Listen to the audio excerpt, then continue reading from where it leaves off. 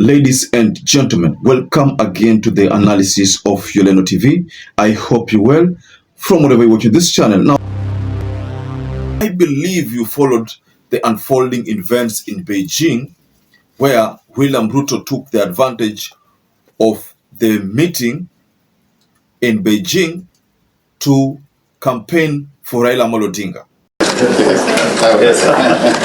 The Forum on China-Africa affords Honorable Odinga an opportunity to dive deeply into the critical issues that tie our two continents together. The president and the former prime minister met several heads of state from Congo-Brazzaville, Guinea-Bissau, Togo, Chad, Mali, Zambia and Rwanda. I believe you know that Raila Odinga's main competitor is Mahmoud Yusuf, who recently got endorsement of all the OIC countries. That means Mahmoud Yusuf has already the backing of OIC states. And going by the numbers, it's a league that the number is almost 27. Those are the countries in Africa that fall under OIC.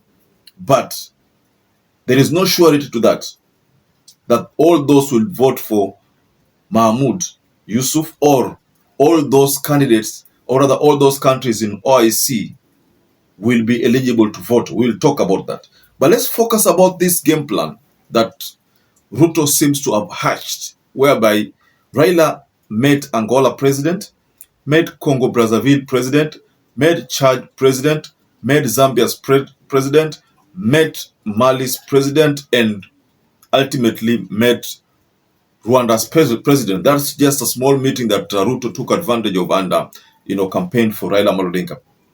I've seen the PS for Foreign Affairs talk boldly about the chances of Raila Odinga outsmarting Mahmoud Yusuf. So we are going to also talk about that. So before I delve further on this analysis, please, ladies and gentlemen, take this opportunity, go below there and like this video. It is so important. If you like this video, that is the only way YouTube shares our content. Now, subscribe to this channel if you've not subscribed before. And to existing subscribers, thank you so much for your support. Raila Odinga's camp has been downplaying this narrative of Francophone, Lusophone.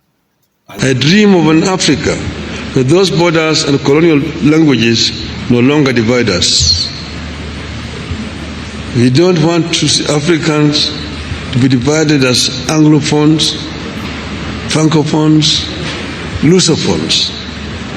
I want them to be Africophones. One thing that we agree on is that this vote is all about interest. Each and every nation has a unique interest. I've seen many people talk about the fact that Somalia did not present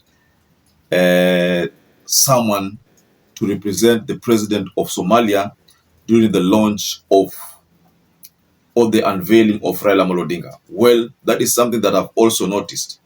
But if you go back to the issue of Djibouti and Eritrea, over border issue, of course we know that Kenya and Somalia, there's some issue related to border. Maybe that's why you find that the Somalia president, despite the fact that he wants to say that he's supporting Raila Odinga, but he's cagey, a bit reserved, he doesn't want to make his sound known.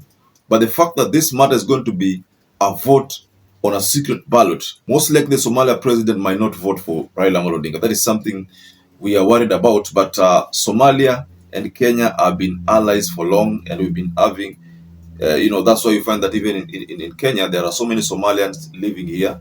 They are our brothers, by the way. So Eritrea is an OIC country. But Eritrea, going by the previous voting pattern, will not vote for Djibouti. And let me tell you why. Because Eritrea and Djibouti have issues related to, they also have some border issues. So most likely they'll go for the opponent. They might go for Raila Odinga because they want some kind of protection from Kenya. Now, on to this game plan that Ruto utilized in Beijing at the corridors, I've seen a video where the Chad president is sat there, Raila Odinga and the team are sat there, William is sat there, and they're discussing. One thing that we all know that we need Chad. That's where Musafaki comes from. So we need Chad. We are assured of Rwanda. These countries that I've read, most of them are countries that are in OIC. They are OIC member states. Some of them. Those are countries that many people are banking on the fact that they might vote for the opponent. Who is the opponent? Mahmoud Yusuf. But let me tell you something here. Something that we all agree on. The 27 OIC member states in Africa, not all of them will vote. Number or what has it that around 20 are the ones who are eligible to vote.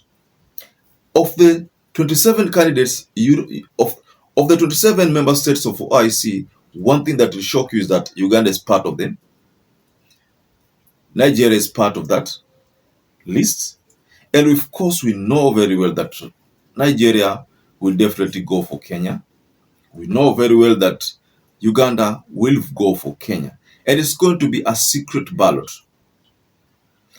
I didn't really see Mahmoud Yusuf in this China visit. I don't know how many of you saw. Personally, I've been trying to look for videos and some stories to actually find out if at all Mahmoud Yusuf was also in attendance, but I didn't. So if actually he had not, he was not there, and the Madagascar person was not also there, and the Mauritius candidate also was not there. So that means this visit could have played to the advantage of Raila Amolo Odinga. Let me tell you also something here. Xi Jinping likes Raila Amolo Odinga. That's a fact.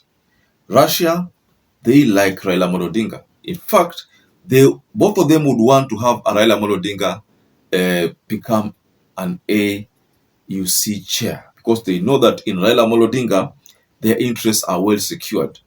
During Uhuru Muigai Kenyatta's time, in fact, before even that, during Mwai Kibaki and Raila Amolo Odinga's time as a prime minister, that's the time, China, they came on board.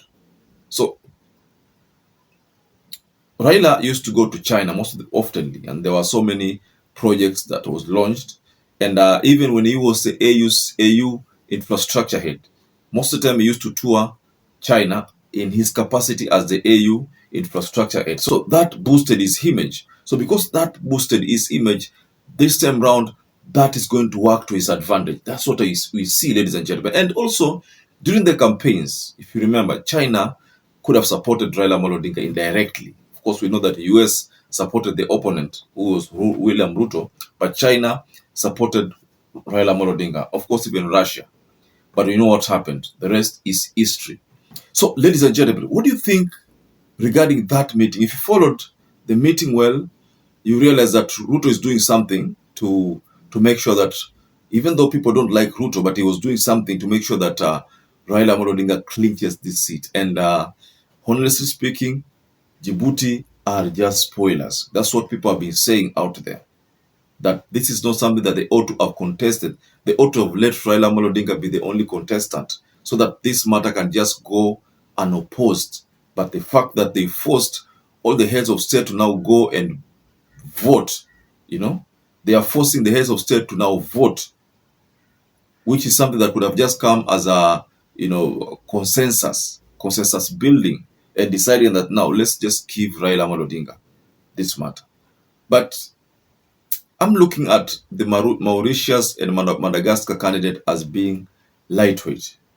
Their effect is not being felt, as opposed to Mahmoud Yusuf. That's why you find that it says that he is the main contender in this election that's going to take place next year in February. Now, ladies and gentlemen, just go below in your comment section. You can offer your reaction regarding this development. So until you catch up again, stay safe and stay blessed.